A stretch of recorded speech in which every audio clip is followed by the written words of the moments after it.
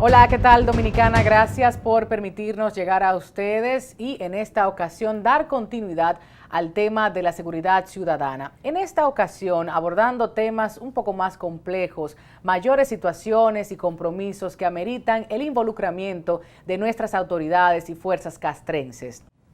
La seguridad y defensa nacional son elementos vitales para la defensa de la soberanía territorial. No me refiero a aquella soberanía para la creación de enemigos externos y reales, no, esa no. La seguridad nacional resulta primordial dentro de la conformación de las naciones, puesto que los mismos conceden confiabilidad y protección a todas las personas que la integran.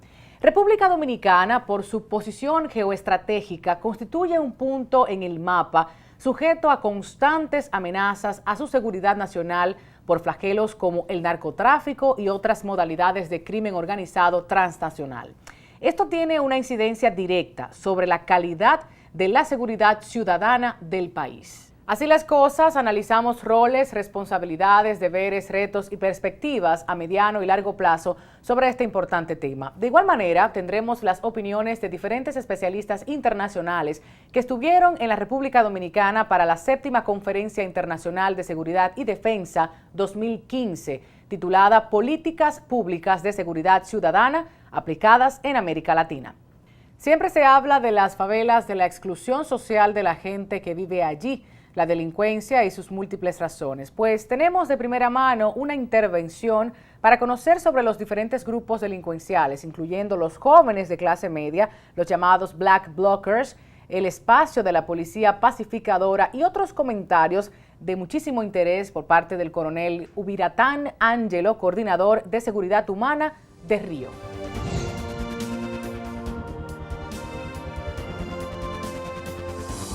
En mi país, en especial en Río de Janeiro, los jóvenes están involucrados en la violencia por 5 razones. Tenemos los jóvenes que están que son pobres, que se nacieron y mueren en la favela y tienen relación con el tráfico violento de drogas, con la venta violenta de drogas.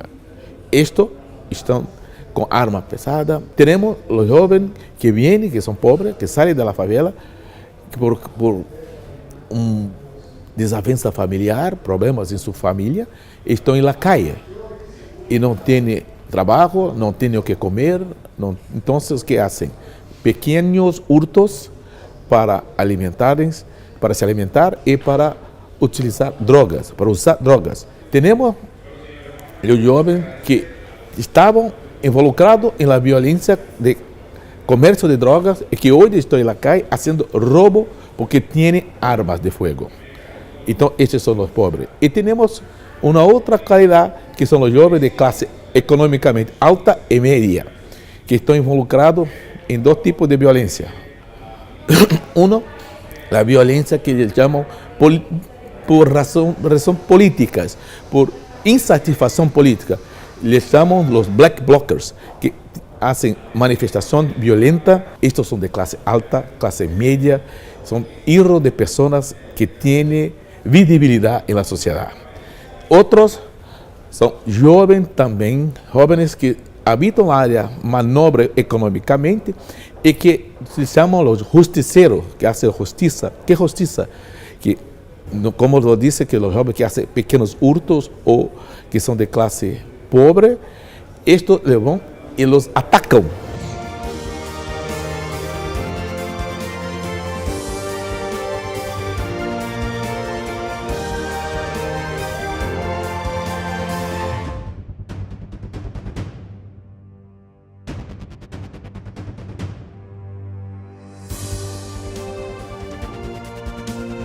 Viendo un poquito de todo, la Constitución de la República es misión de las Fuerzas Armadas, como sabemos, la defensa de la nación, la integridad de sus espacios geográficos, y a partir de esa disposición se crea todo el marco normativo que define roles, determinadas responsabilidades e impone deberes a los miembros de los cuerpos castrenses. Ahora abordaremos lo concerniente al entramado institucional, el orgánico de nuestras Fuerzas Armadas, la situación actual, avances, retrocesos, un balance en sentido general, obvio, con opiniones de distintos sectores no especializados, pero que sí debemos abordar para que ustedes vayan entendiendo cuando caigamos finalmente en esa desigualdad social, en criminalidad, en delincuencia común y todo lo demás. Nos acompaña el mayor general retirado de la Policía Nacional, Víctor Burgos, también Wilson Camacho, quien es abogado y psicólogo, también director de la Unidad de Análisis de Criminalidad de la Procuraduría General de la República, y Jaime Rodríguez, abogado, quien ha escrito de los temas de seguridad ciudadana y por supuesto es interesado en las mejores causas de la República Dominicana. Jaime, artículo 252 de la Constitución, allí se define toda la responsabilidad y división de nuestros cuerpos, de nuestras autoridades en esa materia. ¿Es así? Sí. La Constitución establece en el artículo 252 todo lo que concierne a las Fuerzas Armadas como encargadas de preservar la seguridad nacional, muy distinto al aspecto que tiene que ver con la seguridad ciudadana, que ya corresponde a otros órganos que tienen un carácter no militar, sino un carácter sujeto, vamos a decirlo así, al poder civil, aunque el poder militar también esté sujeto, pero un carácter más civil.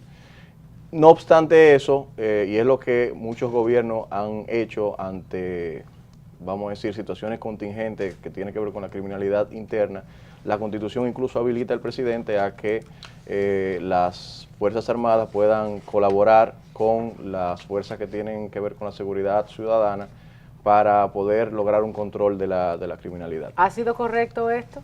No, yo entiendo que eso revela más que nada la ausencia de una planificación en el orden de la seguridad ciudadana. Es una medida que me parece totalmente contingente ante el auge de la criminalidad y vuelvo y repito, revela que los esfuerzos del gobierno, las políticas públicas en materia de seguridad ciudadana no han contado con la necesaria previsibilidad, con el necesario análisis para poder ser efectivas, y constantemente el gobierno tiene que incurrir entonces con esa toma de medidas totalmente contingentes, como son el patrullaje mixto a través de la incorporación de agentes que pertenecen a las Fuerzas Armadas, que tal vez no tienen la formación que requiere una persona que esté constantemente lidiando con ciudadanos, claro, a tratar asuntos que tienen que ver con la seguridad ciudadana. ¿Cómo lo ve usted desde su perspectiva? La seguridad ciudadana es objetiva y subjetiva. Sí, no es que haya mucho policía en las calles, es que haya muchos guardias. Y era lo que decía la gente, hay que muchos guardias, seguro, pero no me siento seguro.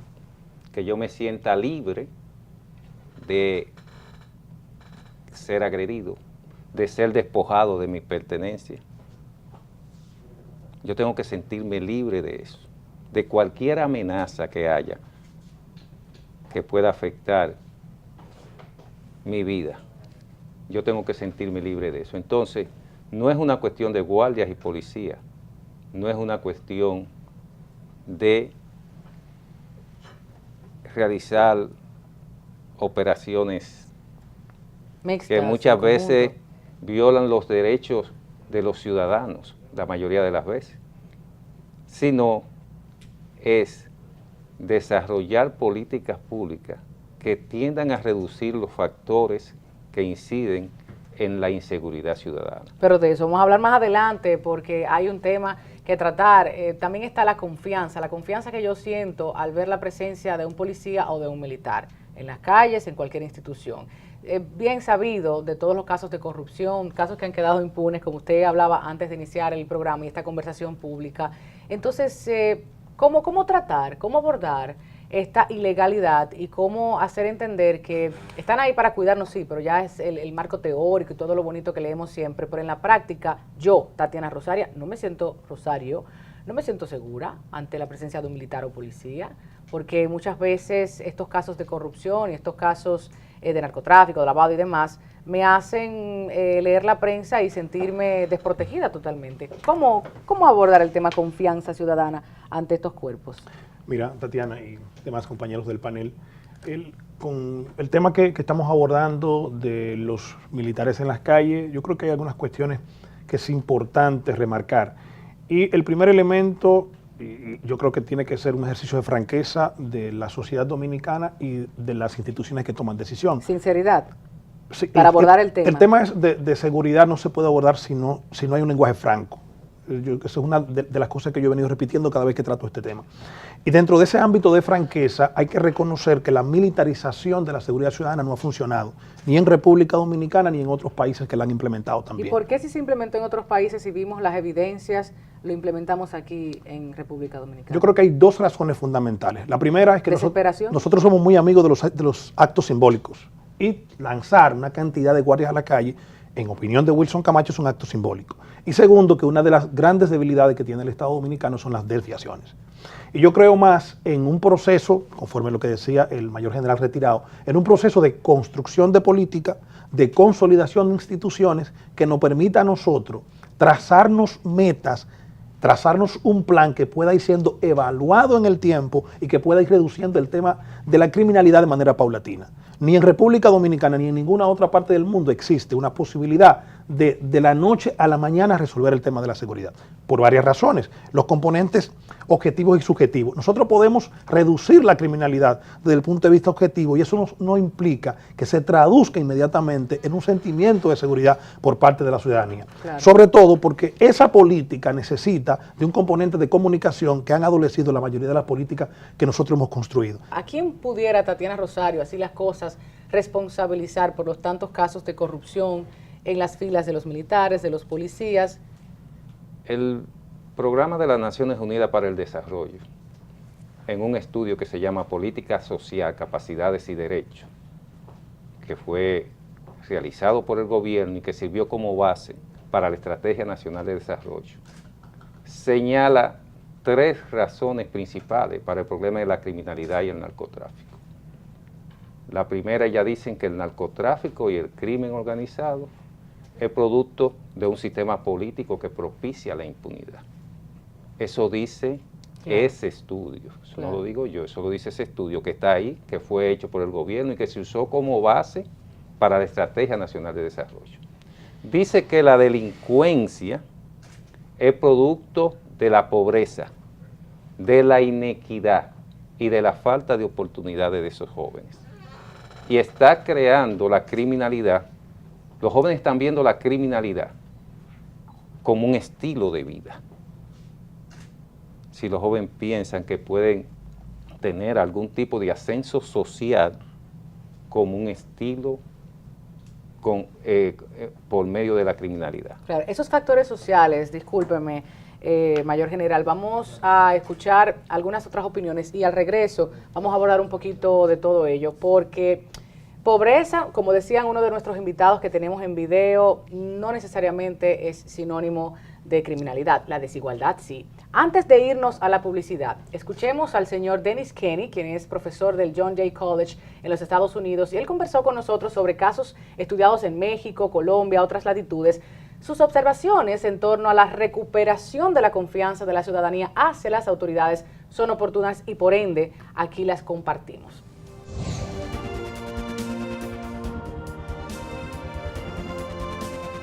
Just talking about your participation in this event and talking about how your studies in Mexico, Colombia, we can share some of these themes in the Dominican Republic. So let's talk about their rights protected. We're talking about the people. Let's talk about the police to be part of the solution, not of the problem. You said that, and that's very important to talk with our audience. It's important for the citizens to feel comfortable that the police are on their side. The role of the police is to be the honest broker that represents the citizens, and generally in most societies the most important law is the Constitution. Yeah. And the Constitution is what guarantees the rights of the citizens, and so that should be the primary law that the police enforce. I think most people generally don't think about the Constitution itself. It's not the document, it's the rights that it gives them. Yeah, human rights, most citizens fundamental rights. They generally know what those rights are, so they know what they're allowed and what their protections are, and they want to know that the police, one, play by the same rules that they play by, and two, make everyone else play by the same rules they play by. What you don't want to be in a position where you feel if you follow the law, then you're a fool because no one else has to. And we need you, citizens in the Dominican Republic, to be committed to with this universal problem. Thank you very much for your time, for your advices, and for being here in the Dominican Republic to talk about this serious problem we have all around the world. It's my pleasure. Thank you very much.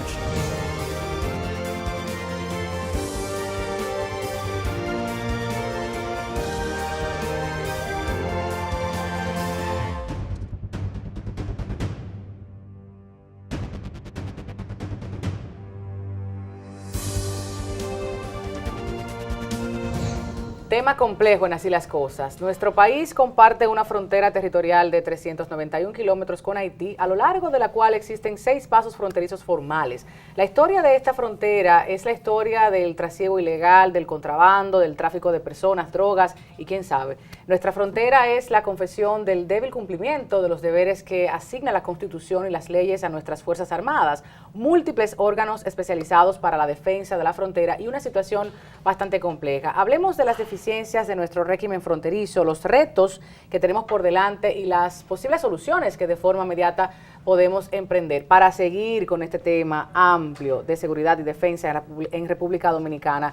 Se crea un cuco, lo voy a decir bastante claro, se crea un cuco de que tenemos que defendernos de esa inmigración ilegal haitiana, de que vienen a invadirnos, de que nuestra frontera, pero es hartamente conocido los negocios que allí se dan y es hartamente conocido que nuestros militares, nuestras autoridades colaboran, negocian, se lucran. ¿Quién no quisiera que lo manden para la frontera?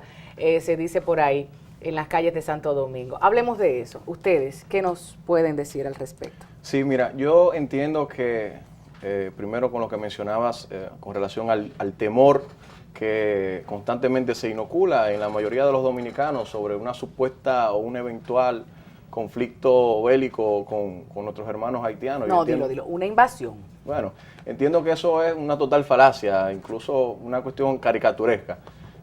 Históricamente, los dirigentes políticos, ya sea en la política interna o en la política internacional, han utilizado 2 aspectos fundamentales para posicionar su discurso: la esperanza y el temor. Durante la época de la Guerra Fría, el temor era el comunismo. Y bajo el temor del comunismo derrocaron al presidente Bosch aquí en la República Dominicana en el año 1963. Y todavía estamos pagando las consecuencias. Cuando cae la Unión Soviética, cae el temor del comunismo, entonces el nuevo temor en la política internacional es el terrorismo.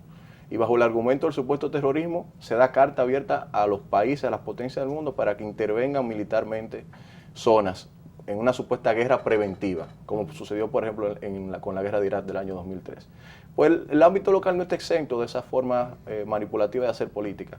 Y entonces hay sectores de la República Dominicana que entienden que deben posicionarse políticamente a través de la inoculación del temor respecto a una supuesta invasión haitiana. Y yo quisiera como que la gente utilizara un poquito más el sentido común y cayéramos en cuenta de cómo es posible que un país totalmente desarticulado, un país que en los últimos 20 años ha sido caracterizado por una evidente inestabilidad política, que en el año 2010 sufrió una catástrofe natural que acentuó aún más las precariedades que tiene la capacidad bélica para poder invadir supuestamente a la República Dominicana. Es que es algo totalmente fuera de lógica. Y planteamos este tema, Jaime, porque ¿de quién más nos protegemos? O sea, no compartimos frontera con ningún otro país, no tenemos las guerras que desafortunadamente se viven en otros países del mundo. Entonces se habla de que nuestro espacio aéreo está bien cuidado, sin embargo, nadie apunta su atención hacia el gran negocio del narcotráfico. Claro. Se decía mar, se decía tierra, se decía aire. Sin embargo, yo no veo que las cosas hayan disminuido en los últimos años. ¿Ustedes conocen algunas informaciones al respecto, Camacho? Mira, es importante, y permítame continuar un poco en lo que tocaba Jaime, sobre la base de preguntarnos por qué ingresan los haitianos a República Dominicana. O sea, yo soy muy amigo del porqué de las cosas. Ingresan por una razón de supervivencia, como decía Jaime. Y la otra razón es porque lo traen. Sí. Entonces, nosotros nos estamos preocupando con el tema de la frontera, del ingreso de indocumentados haitianos. Pero no solamente ingresan indocumentados haitianos por la frontera. O sea, por la frontera ingresan otras cosas, ingresan armas. Por la frontera hemos visto tráfico de personas, por la frontera hemos visto trata de personas, por la frontera hemos visto el tema de drogas, por la frontera hemos visto el tema de contrabando. Entonces, yo creo que lo que debemos preguntarnos nosotros es hasta cuándo nosotros como sociedad o el Estado Dominicano va a estar involucrado, ¿no? Pero sobre todo de alguna manera obnubilado con una cuestión mediática y no estudiando la realidad de lo que pasa en la frontera. Claro. Sí me preocupa que estemos inmersos, que estemos concentrados en el tema haitiano y no estemos concentrados en el tema de narcotráfico, de armas, delincuencia y todo lo que después de la publicidad estaremos abundando, porque usted también conoce esos sectores marginados y necesito que me cuente desde su ejercicio. Para irnos a la publicidad, escuchemos al ex secretario de Seguridad Multidimensional de la Organización de Estados Americanos, la OEA, el señor Adam Blackwell, quien se refería en términos de la desigualdad social, falta de oportunidades y multiplicidad de factores que inciden en el tema de seguridad, enfocado en materia ciudadana, precisamente lo que nos da pie para el siguiente enfoque en Así las Cosas.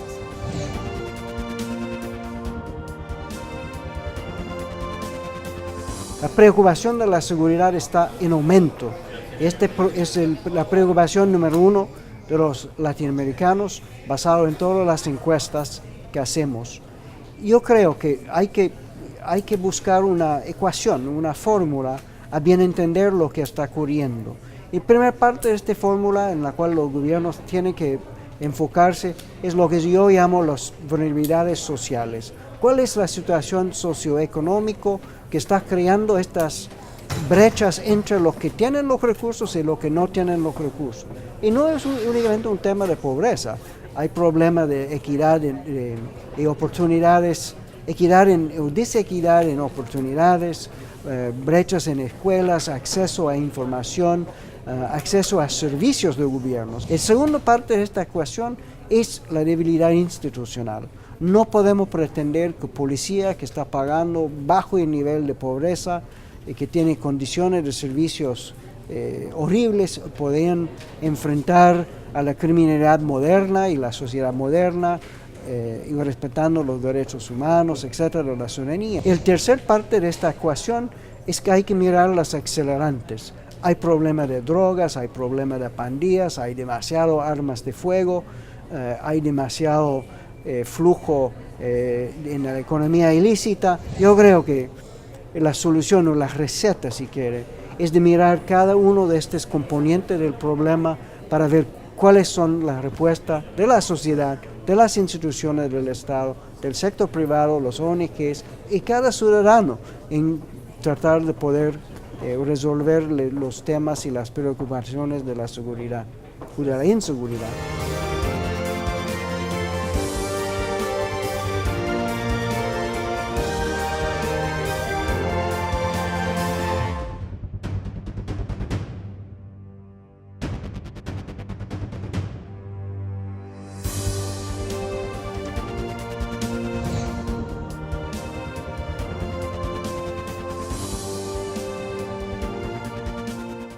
Escuchaba anteriormente a uno de los panelistas decir que ese crecimiento económico no necesariamente influye en el aumento de la violencia en un país.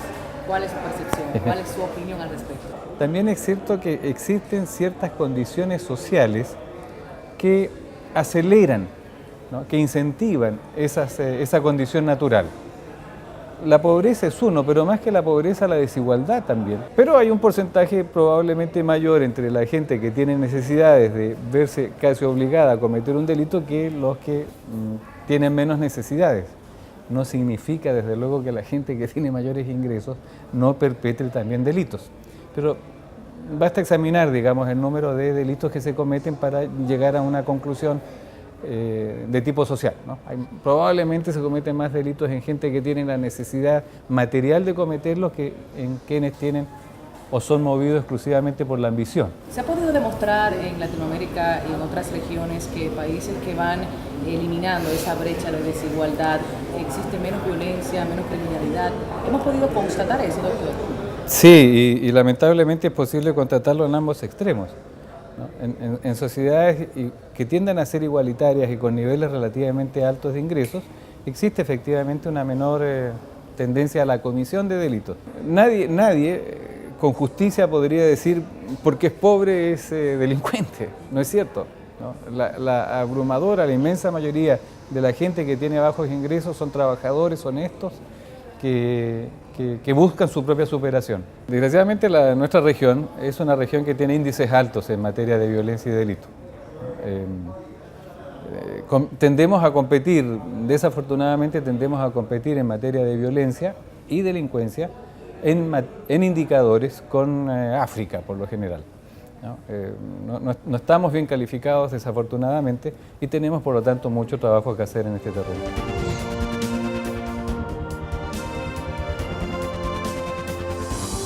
Escuchábamos al señor Álvaro Briones, director de Políticas y Programas de la OEA, de quien me agradó muchísimo saber está a tono con la corriente de defender los intereses colectivos, al menos en lo que nos dijo en la entrevista para Así las Cosas.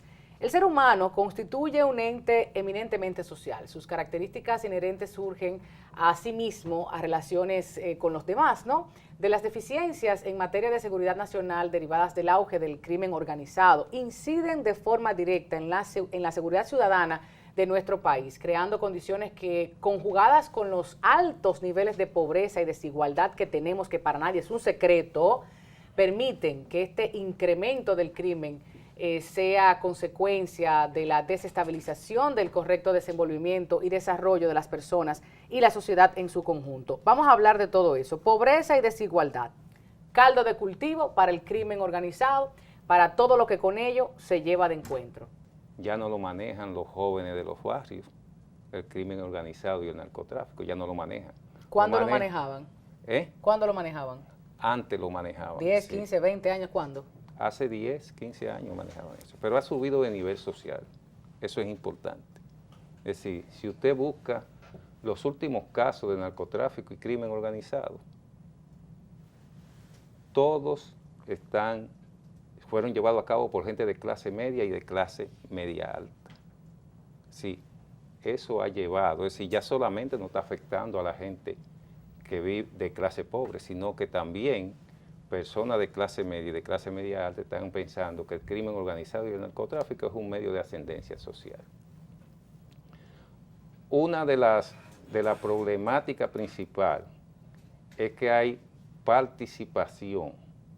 Sí, el narcotráfico y el crimen organizado ha logrado penetrar, formar verdaderas estructuras de poder en República Dominicana y en otros países de la región. Incluyendo en la política, dígalo, si no lo digo yo. No, incluyendo es que ninguna institución, ningún sector va a estar exento del narcotráfico y del crimen organizado. Ninguno.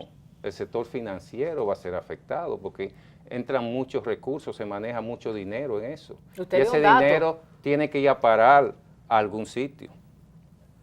¿Correcto? Si usted dio un dato. No lo van a tener debajo de una cama, ese dinero va a parar al crimen organizado, al sector financiero, va a afectar a los diferentes sectores que mueven la economía de República Dominicana.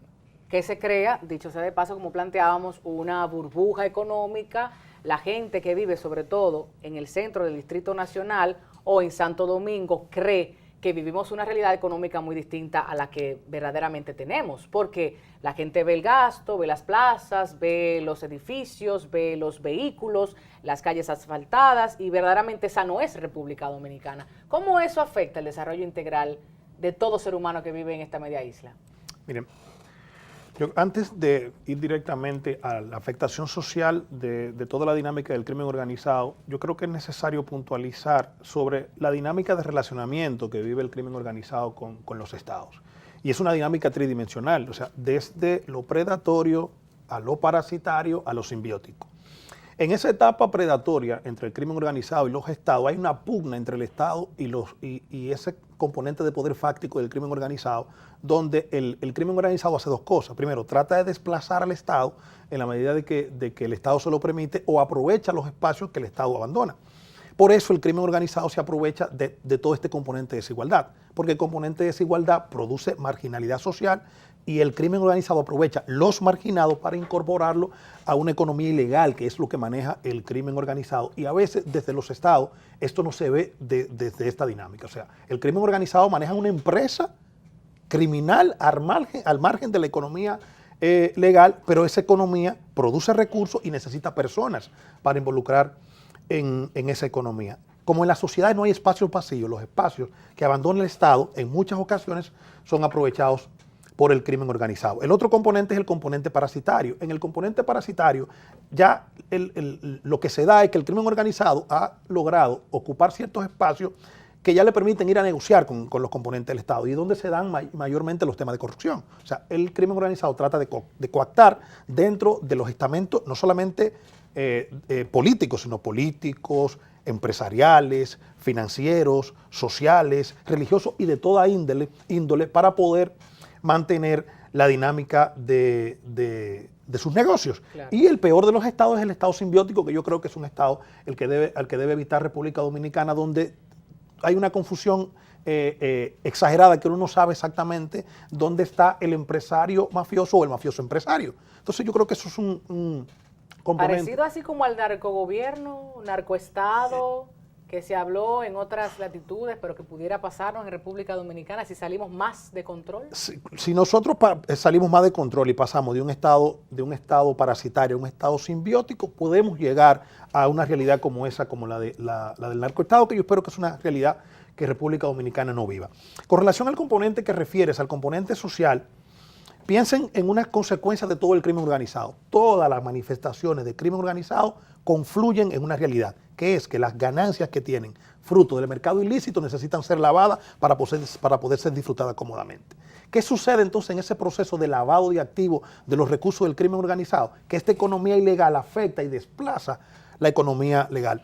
Pensemos en un ejemplo práctico de que si una persona que está involucrada con el crimen organizado quiere lavar su dinero a través del sector inmobiliario, por ejemplo, va a pagar altas sumas de dinero por terrenos que valen poco dinero, porque lo que le interesa es lavar ese dinero, pero se incrementa el precio de la propiedad y hace inaccesible esa propiedad para un grupo de personas que vive de la economía lícita, que en consecuencia no puede competir con ese flujo de dinero y que se ven afectados en esa realidad. Eso va creando entonces otro nivel de desigualdad, y en la medida que se amplían esos niveles de desigualdad vamos a tener más marginalidad. Entonces, en países como este, países pobres, en el que las políticas públicas no tienen la suficiente cobertura, hay mucho caldo de cultivo para que esas personas puedan ganar respaldo social. ¿Por qué? Porque la necesidad del ciudadano de a pie de comer es la necesidad de hoy. La necesidad del ciudadano de a pie de tener un problema de salud, de irlo a resolver a un hospital, es un problema de hoy. Y es un problema que en muchos casos el Estado no está en condición de suplir de manera inmediata. Entonces estas personas tienen mucho dinero, tienen dinero ocioso y están en condición de suplir esa necesidad hoy. Entonces esas personas terminan viendo a estos caballeros de la economía ilegal, para decirlo de alguna manera, como pequeños Robin Hood. O sea, en la medida de que tú me suples a mí la necesidad que yo tengo hoy, no me va a colocar a mí en condición de criticar de dónde viene tu dinero. O sea, mi hambre no pregunta de dónde viene tu dinero, mi hambre necesita comida. Tenemos que tomárnoslo en serio, Tatiana. Claro, ese es el tema. Claro, porque mira, yo te pudiera hacer el paralelismo con la misma política. Puedes tener una figura X que si va a suplir las necesidades de tu comunidad, independientemente de dónde provenga el dinero, cuáles sean tus cualificaciones políticas para ejercer ese cargo, no te va a importar. Entonces está el querer pertenecer a una clase social a la cual indiscutiblemente no puedes, porque no son tus orígenes, no es tu desarrollo, no es tu formación. Pero me interesa también plantear un poquito de ese pensamiento colectivo. La gente no le está importando sentarse en el restaurante, consumirse los tragos, la cena, el que le den, el que le compren. No nos importa, pero no me estoy refiriendo solamente al que no tiene nada. Me estoy refiriendo a la clase media y clase alta. Es una sinvergüenzada, huele a detergente en muchos lugares, la gente no le importa. Entonces, ¿cómo trabajar con eso? Porque usted mencionaba el aspecto de la impunidad. Si yo veo que tantos andan por ahí sueltos, muchos casos que todos han conocido en la prensa, y yo me pregunto, ¿dónde está fulano? ¿Dónde está el otro, el arbitrario? ¿Dónde está ese tipo? ¿En qué quedó? O sea, hay muchos otros casos por ahí que la gente dice, no, yo cojo la vuelta. Yo cojo la vuelta 3 o 4 años. Yo las cojo y bueno, quedo con muchísimo dinero. El éxito aquí está vinculado a tener dinero. Ahora, el Estado no puede suplir a todos los mecanismos legítimos para alcanzar los fines culturales. Y ahí viene entonces que muchas personas que ven delimitadas sus conductas de acuerdo a sus fines culturales, que quieren aspirar a eso que tienen, que la sociedad fija como sinónimo de éxito, recurren entonces a las vías criminales. Lo que tú dices no es justificándolo, pero es explicándolo. Y como decía un amigo sociólogo en una entrevista que le realizaron, desde la visión de ellos pudiera ser incluso hasta perfectamente racional lo que ellos hacen. Porque ellos están procurando los mismos fines que la sociedad, a través de mecanismos legítimos, les provee a otras personas, que a ellos no. Entonces, hay un problema también de, como decía el magistrado Wilson Camacho, de las políticas públicas del Estado Dominicano. No solo la política pública para garantizar y ampliar los mecanismos legítimos de ascenso social y de mejoría económica, sino también para transformar los fines culturales que imperan en una sociedad como la dominicana. Y eso es extremadamente profundo, porque ahí entra todo el mundo, ahí entra educación, entre el Estado, entre el gobierno, entramos todos nosotros, medios de comunicación en su conjunto. Óyeme, el problema es extremadamente grave. Ahora, yo me pregunto, ¿cómo cambió el asunto cuando ya no pagaban con dinero, con efectivo, cuando pagaban con mercancía a la República Dominicana? Había eso por ahí en alguna película, el guión de Uchilora, de Oro y Polvo, y me quedé preguntándome eso. O sea, verdaderamente cambió, incrementó la criminalidad en República Dominicana cuando empezamos a dejar aquí las drogas para que entre nosotros consumiéramos y nos matáramos entre nosotros. ¿Qué pasaba inicialmente? Que a las personas que utilizaban aquí para almacenar la droga, o en algunos casos traían los componentes y la droga se procesaba aquí. De hecho, nosotros hemos sido testigos por los medios de comunicación de laboratorios que se han descubierto en República Dominicana. Eso no es producción de droga, pero es procesamiento de droga en República Dominicana. Entonces, en principio se le pagaba con dinero a esas personas. Pero ¿qué pasó? Nosotros estamos hablando de un mercado criminal, que para mí es uno de los sesgos que tenemos nosotros para perseguir estos fenómenos. Es un mercado, y si no pensamos como mercado, no vamos a poder enfrentar con éxito este fenómeno. Y los mercados producen, transportan, y hay un consumidor que espera el producto. Se produce, sobre todo en Sudamérica, nosotros somos parte de ese puente de transporte de la droga para que sea consumida en Europa o en Estados Unidos. Entonces, a ese componente de transporte en República Dominicana inicialmente se le pagaba con dinero en efectivo. Ahora bien, se dieron cuenta como mercado que si podían construir un mercado de consumo de droga en República Dominicana, el efectivo no tenía que venir a República Dominicana, sino que iban a comenzar a pagarle con materia prima, para decirlo de alguna manera. Pero además, nosotros somos una isla, o sea, aquí la droga o entra por aire, o entra por agua, o entra por tierra. Como hablábamos en el pasado. Yo creo que es una fortaleza que hay que reconocer, por ejemplo, en República Dominicana, que ha habido una disminución drástica en la entrada de droga a República Dominicana por vía aérea. Entonces, ¿por qué no nos ponemos a analizar qué hicimos por la vía aérea, que pudimos controlar el ingreso aéreo de droga, y qué tenemos que hacer entonces por la vía marítima y qué tenemos que hacer por la vía terrestre para lograr la disminución del ingreso de droga a República Dominicana? Por aquí hay un componente que sí quiero resaltar, y es el componente de responsabilidad compartida. O sea, es verdad que República Dominicana tiene que hacer su tarea para reducir el ingreso de droga que va a otros países, pero también es verdad que esos países hacia donde va la droga tienen que entrar en esto que se llama en derecho internacional el concepto de responsabilidad compartida, para cooperar en la misma magnitud que ellos contribuyen a la creación del tránsito de droga por República Dominicana y al mercado de droga por República Dominicana. ¿Principales países serían? Yo creo que Estados Unidos y muchos países de Europa, como España, por ejemplo, son de los grandes países hacia donde se ha determinado que son los flujos, en el caso de la droga, porque el crimen organizado no tiene solamente la droga como tema de manifestación. Pero yo he planteado que nosotros tenemos que hacer un mapa de esto, o sea, ¿cuál es la manifestación de crimen organizado que llega a República Dominicana? Y desde República Dominicana, ¿a qué otros países se trasladan esa manifestación de crimen organizado? Y determinar cuáles se quedan aquí. Entonces, con esos países nosotros tenemos que sentarnos como Estado y construir un plan.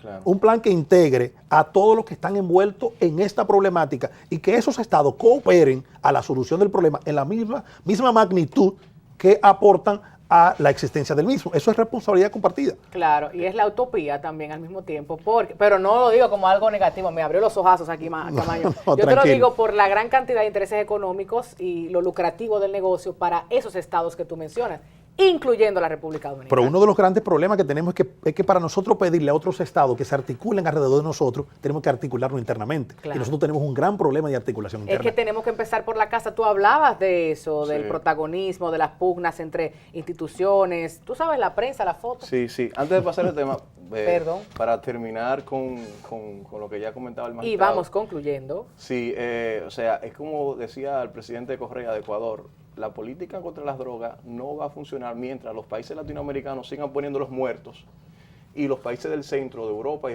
Estados Unidos sigan poniendo las narices. Mientras no se ataque el consumo, no a través de la penalización, sino a través de políticas que reduzcan el consumo de esos países, que son los que dan cabida a que se desarrolle ese gran mercado de droga, no se va a resolver el problema de la droga.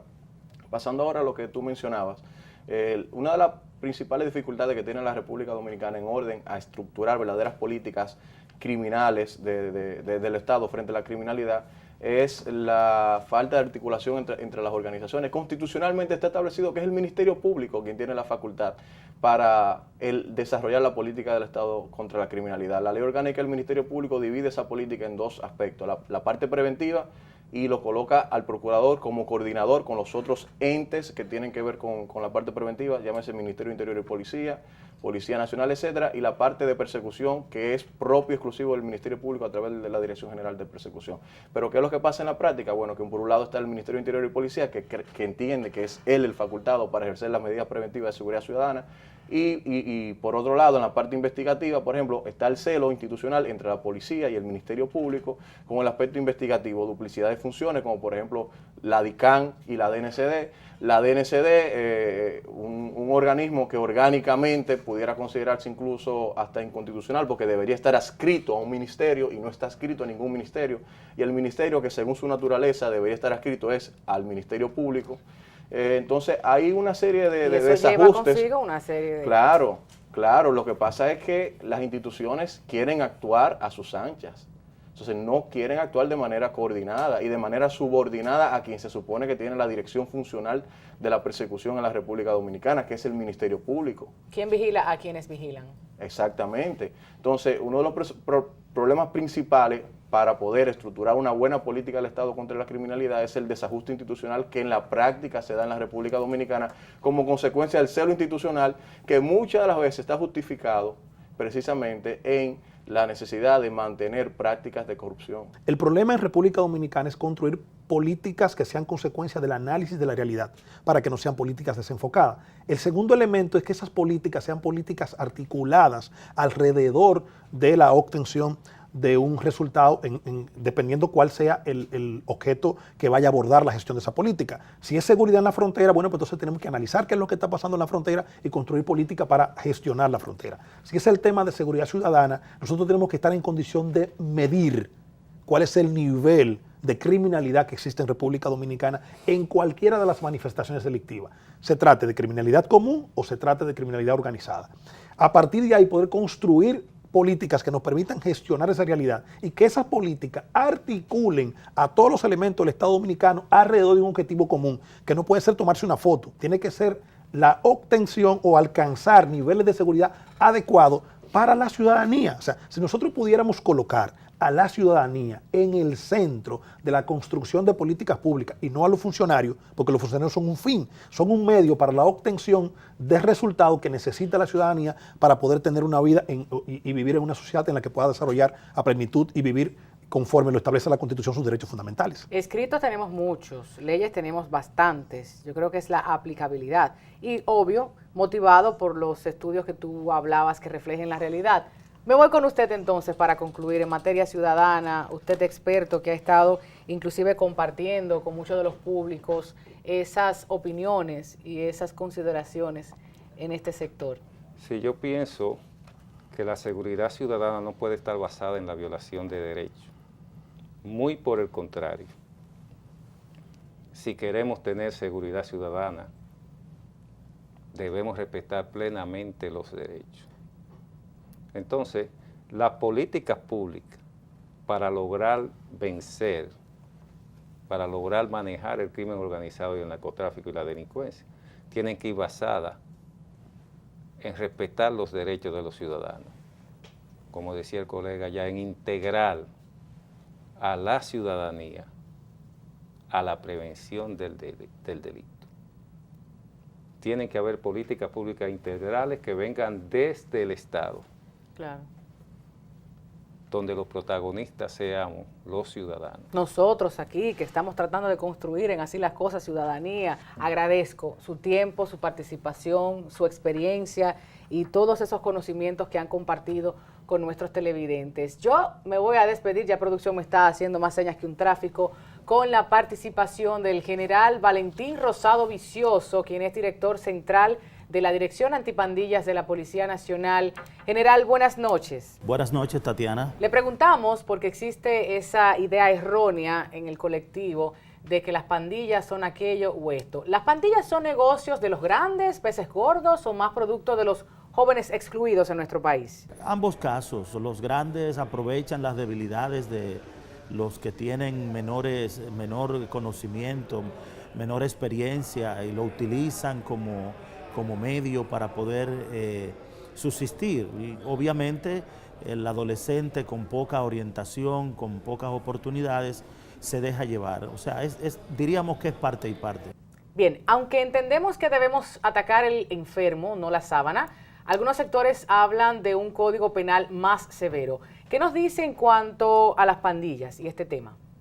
En lo que tiene que ver con los jóvenes en conflicto con la ley penal, existe una ley, la 136-03, pero hay una parte para trabajar el fenómeno de las pandillas. Ahí sí nos permitimos nosotros de manera puntual hacer las recomendaciones que tenemos que tener una ley antipandillas en República Dominicana para atender con tiempo ese fenómeno que cada vez más, conforme al último estudio que tenemos del año 2014, vemos que el fenómeno se va multiplicando.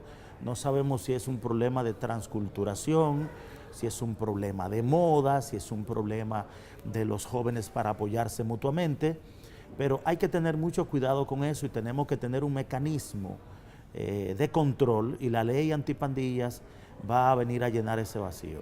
Muchísimas gracias y con eso concluimos Así las Cosas. Gracias nuevamente a la mesa, gracias a ustedes por acompañarnos. Hasta la próxima semana.